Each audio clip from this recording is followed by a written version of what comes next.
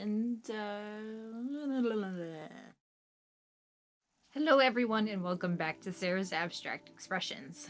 My name is Sarah, and if you're new, thank you for joining me. Today I'm going to talk more about my morning routine than I did in that previous video in the War of Art, and I'll even tell you about my good days and my bad days, because mental health is not fun, especially during this stuff. Anyways, my morning routine, the first thing I do is my affirmations. So my affirmations I always do every day, and more recently I've been doing ones that are related to like inner strength and confidence and stuff like that, because I struggle with confidence like you would not believe.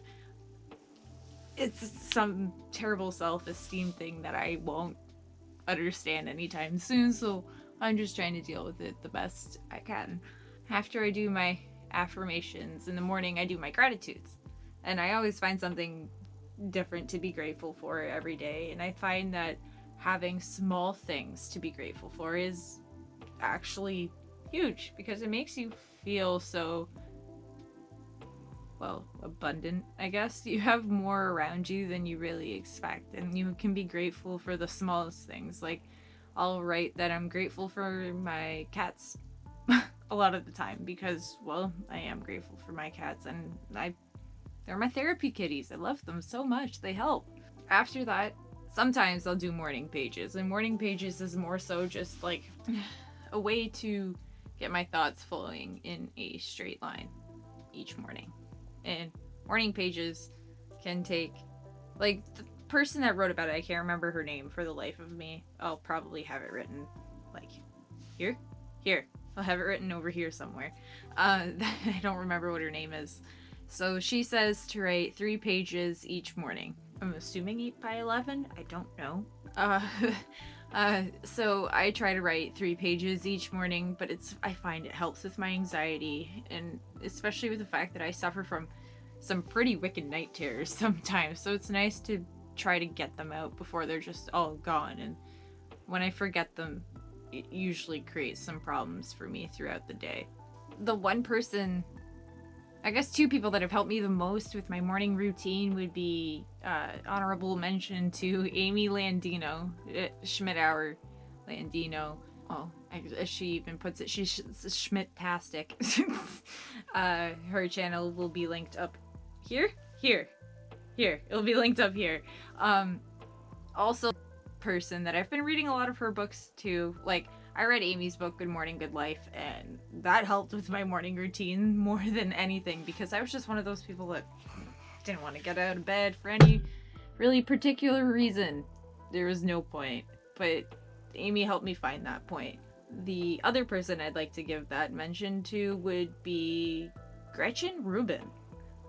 Gretchen, I read Better Than Before, and that book helped me with my habits on so many levels, because I didn't realize that how many habits I had been really truly missing out on, and what I didn't realize were habits that were, and how I could get rid of the bad ones and replace them with good ones.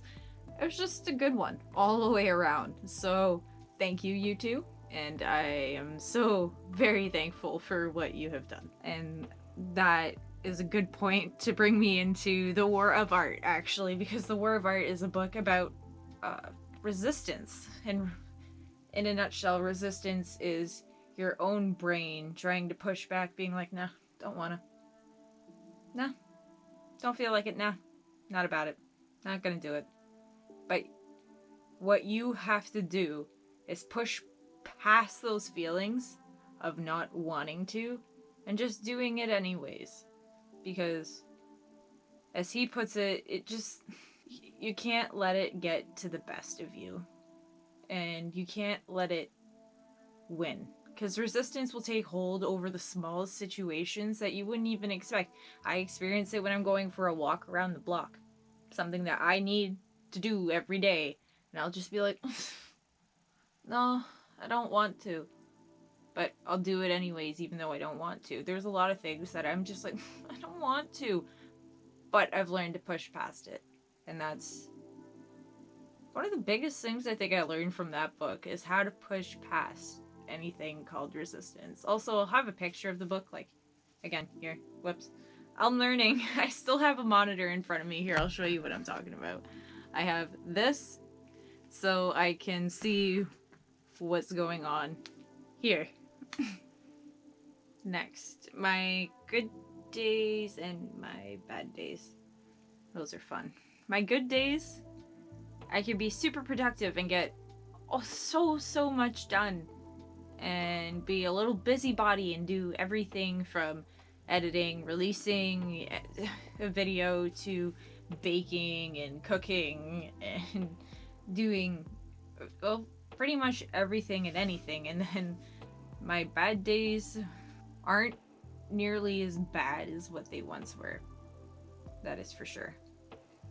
My bad days now, I just kind of sit around and don't do anything. My bad days before, I would legit have such a bad breakdown that I would black out. And I wouldn't remember what happened, what I did, what I said.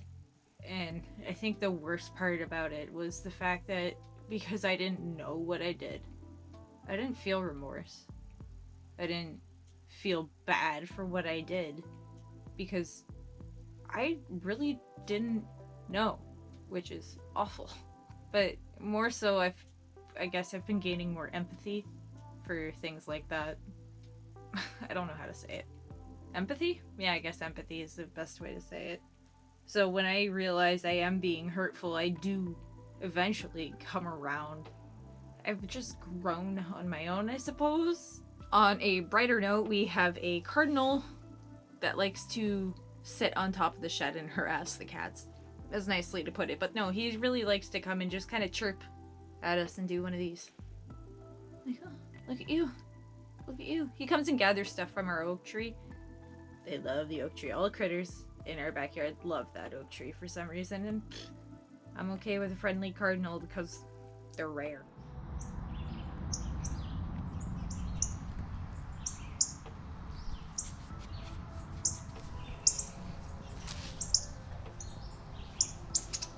Oh, he has a friend.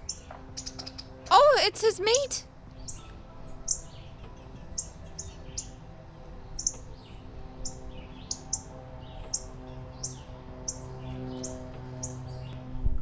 So I will leave you with that little Cardinal friend of ours. I hope you enjoyed the little clip of me trying to like chase him around the yard, being like, come back, I want to video you. He was very camera shy. That's what I noticed. Make sure you give this video a big thumbs up. Share with your friends. Subscribe if you haven't already. And I will see you next time.